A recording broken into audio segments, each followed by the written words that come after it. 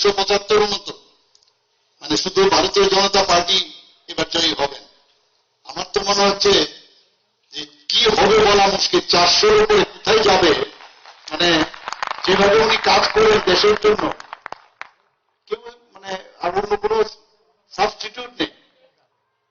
এক ভদ্রলোককে দেখছে দাঁড়িয়ে দাঁড়িয়ে বাড়িয়ে ঘুরছে এক রাস্তা থেকে আরেক জায়গায়, কি হবে আমি জানি না। আর এই ধরনের লোক থাকলে নিশ্চিত যে আমরা আগামী দিন বারবার বারবার মোদীজির সরকার এটা হবেই, এর মধ্যে আমরা বিপদ। আর মোদীজি থাকাটা খুব প্রয়োজন, কারণ মোদীজি না থাকলে দেশের যে একটা অবস্থা ছিল 2014-এর আগে, আপনারা একবার ভাবুন তো, দেশ থাকবে কি থাকবে না এটা নিয়ে আমরা চিন্তিত ছিলাম। কিভাবে আস্তে আস্তে আস্তে আস্তে আজকে দেশকে কিভাবে শক্তিশালী করেছে। আমাদের রাজ্যের কথা যদি বলি, কি ছিল আগে, ইলেকশন মানে একটা আতঙ্কের জায়গা, যে কোনো ইলেকশন হতো আতঙ্ক। আজকে এখানে যারা যারা ডিলাররা এখানে এসছেন, আমি আপনাদের দেখে বলতে পারি যে একটা মনে হচ্ছে যে আপনারা মানে একটা ওয়েল টু ডু অবস্থার মধ্যে আছেন। ওয়েল টু ডু অবস্থা এবং ফিল গুড চেহারা দেখে, face is the index of mind, এরকম একটা চেহারা। ভাত যে আমরা চাল যখন ফুটাই, একটা ভাত টিপ দিলে যেমন বোঝা যায় যে ভাত ফুটেছে কিনা, তো ত্রিপুরা রাজ্যের এখন কি বর্তমান অবস্থা সেটা আপনাদের দেখে বোঝা যায় সারা ত্রিপুরার কি অবস্থা আছে। আমাদের সরকার বারবার চাইছে কোন রকম ইলেকশনই হোক, মানে সেই নির্বাচনই হোক, যাই হোক, কোন জায়গার মধ্যে কায়ের জোরে স্থান না থাকে। গণতান্ত্রিক পদ্ধতিতে ইলেকশন হবে, মানুষ যাকে ভোট দেবে ভোট দেবে, আর কোথাও হয় না। যেখানে যেখানে কমিউনিস্টরা ছিল সেখানেই সমস্যা। ত্রিপুরা, ওয়েস্ট বেঙ্গল, কেরালাতে চলছে।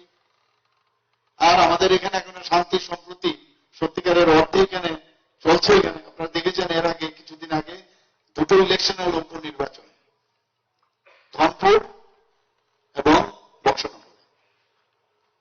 ওখানে 62% বক্সনগরে মুসলিম সম্প্রদায় লোক। অনেকে অনেক কথা বলতো যে না মুসলিম তুষণ করতো অন্যরা, কিন্তু কোথায়, আমরা তো সেখানে জিত তো হাসিল করেছি, প্রায় 30,000-এর উপরে ভোট পেয়েছি।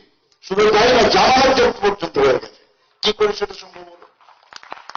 কোথাও তো কোনো অপ্রীতিকর ঘটনা বা আমরা যে প্রেশার দিয়েছি সেরকম তো নেই।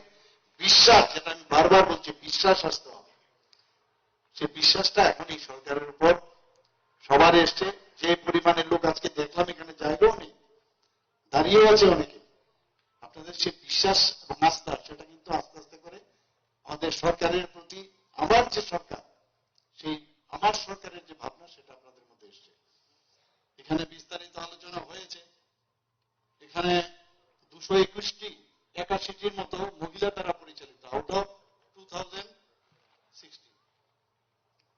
এটা একটা বিশাল ব্যাপার যে আমাদের সরকার আসার পর কিন্তু সেটা আমরা করেছি।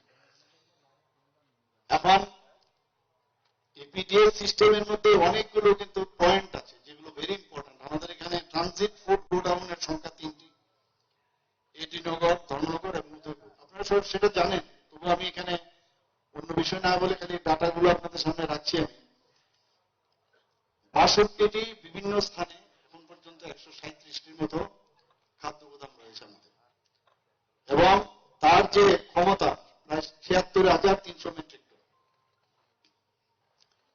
Food Corporation of India depot রয়েছে 7টি স্থানে, এবং তার যে ক্ষমতা 47,200 মেট্রিক টনের সেখানে গোডাউনে এই খাদ্য সামগ্রী রাখা যায়। এখানে মাননীয় মন্ত্রী বাহাদুর সব বলেছেন কি কি জিনিস আপনারা এখন এই গণবন্টন ব্যবস্থার মধ্যে আপনারা দেন। আমি আর সেগুলো আমি যাচ্ছি না। ফোর্টিফাইড চাল, গম, আটা, আয়োডিন যুক্ত লবণ, মসুর ডাল, চিনি ইত্যাদি সব দিচ্ছেন। এই সরকার আসার পরে 2018 সাল থেকে এখন পর্যন্ত আমরা প্রতি বছর দুবার করে রাজ্যে ধান কেনা হয়, এবং সেখানে দেখা যাচ্ছে 1,92,000 মেট্রিক টন ধান এখন পর্যন্ত এই সরকার কিনেছে। মানে এইগুলো বলার অর্থ হচ্ছে যে সরকার যে সেন্সিটিভ, প্রতিটা মানুষের সবকা সাথ সবকা বিকাশে বিশ্বাস আপনার প্রয়াসের সেই কাজটা কিন্তু আমরা করছি। এবং তাতে করে আমরা কত টাকা দিচ্ছি? 367 কোটি টাকা। এই সরকার এক দেশ এক রেশন কার্ড কত ইম্পর্টেন্ট। যারা পরিযায়ী, যারা শ্রমিকরা আছে, তারা যখন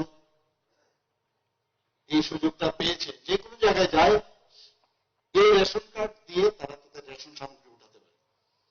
আমাদের স্টোরেজ পরিকাঠামো উন্নয়ন এবং নতুন ন্যায্য মূল্যের যে দোকান আমরা চালু করেছি, গত 5 বছরে 7,000 মেট্রিক টন ক্ষমতা সম্পন্ন 11টি আমরা খাদ্য গুদাম আমরা খুলেছি।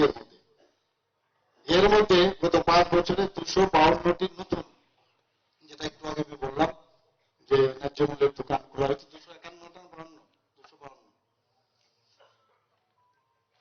এখানে আপনাদের অবগতির জন্য জানাচ্ছি, যারা এই রেশন শপের মাধ্যমে পিডিএস এর বাইরে যারা আছে তাদেরকেও কিন্তু আমরা প্রায় 5,702টি প্লুরিয়ান শরণার্থী, ওনাদেরকেও আমরা কিন্তু এপিডিএস সিস্টেমের মাধ্যমে আমরা তাদের অন্তত রেশন কার্ডের মাধ্যমে তাদেরকে আমরা দিচ্ছি। এটা আমাদের একটা দায়িত্ব ছিল। প্লুরিয়ান শরণার্থীদের যখন কোয়াড্রিপার্টাইট যে এগ্রিমেন্ট হয়, সেই কারণে তাদেরকে আমরা সেই জিনিসটা আমরা দিচ্ছি। এখানে মাননীয় মন্ত্রী বাহাদুর বলেছেন যে জাতীয় খাদ্য সুরক্ষা আইনের যে আওতাধীন প্রায়োরিটি হাউস হোল্ড যারা রেশন কার্ড যারা হোল্ডার আছেন, তাদের মাথা পিছু 5 কেজি না 5 কেজি করে, এবং অন্তত রেশন কার্ডধারী পরিবারদের প্রতি মাসে 35 কেজি করে চাল বিনামূল্যে প্রধানমন্ত্রী গরিব কল্যাণ অন্ন যোজনায় জানুয়ারি 2023 থেকে 2028 পর্যন্ত দেওয়া হবে। সেটা আপনারা নিশ্চয়ই আপনারা জানেন যে প্রধানমন্ত্রী চেষ্টা ঘোষণা করেছেন। আমাদের এখানে মহিলাদের সশক্তিকরণের কথা হয়েছে। এই খাদ্য গোদামে প্রায় 26 জন মহিলা ক্লিনার, তাদেরকেও আমরা নিয়োগ করেছি আমাদের ডিপার্টমেন্টের তরফ থেকে। তাদের মাত্র 150 টাকা ছিল দৈনিক মজুরি, সেখানে এখন 306 টাকা করা হয়েছে। তো সেইগুলো আমরা করছি। আমি সবশেষে একটা কথা বলবো যে আপনাদের যে ত্রিপুরা ন্যায্য মূল্যের দোকান পরিচালক সমিতি, আপনাদের উপর আমাদের অনেক আশা। আপনাদের কিন্তু এই সরকারের একটা পার্ট এন্ড পার্সেল আমি বলবো, কারণ আগামী দিন আপনাদের যদি ওই যে রেশন শপের যে ফেজ, সেটা কিন্তু এই সরকারের ফেজ, এবং অনেক জিনিস যেগুলো আপনাদের উপর যদি ঠিকভাবে মানুষের কাছে পৌঁছান, তাহলে সরকারেরও কিন্তু সেইভাবে তার নাম হবে, এবং সেটা আপনারা করে থাকেন। কিন্তু আগে আমরা দেখেছি কথাই রেশন শপের দুর্নীতির নানা রকম কাহিনী আমরা শুনতাম ছোটবেলার থেকে, এবং আমরা যখন রাজনীতিতে এসেছি তারপরেও আমরা দেখেছি। কিন্তু সরকারে আসার পর যেটা আমি বললাম, আপনাদের চেহারা দেখে এখন কিন্তু সেটা মনে হয় না। মাননীয় মন্ত্রী বাহাদুর বলেছেন, যদি আপনাদের যেসব সমস্যাগুলো সেটা যদি আমরা সমাধান না করি, তো ন্যাচারালি আপনাদের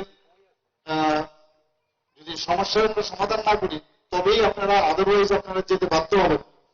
তো সেটা যাতে না হয়, এই সরকার নজর দেওয়া আছে, আমরা দিচ্ছি, এবং আমি মাননীয় মন্ত্রী বাহাদুরকে বলবো নিশ্চয়ই বিষয়গুলো দেখার জন্য, এবং আগামী দিন আপনারা এই সরকারের সাথে থাকবেন।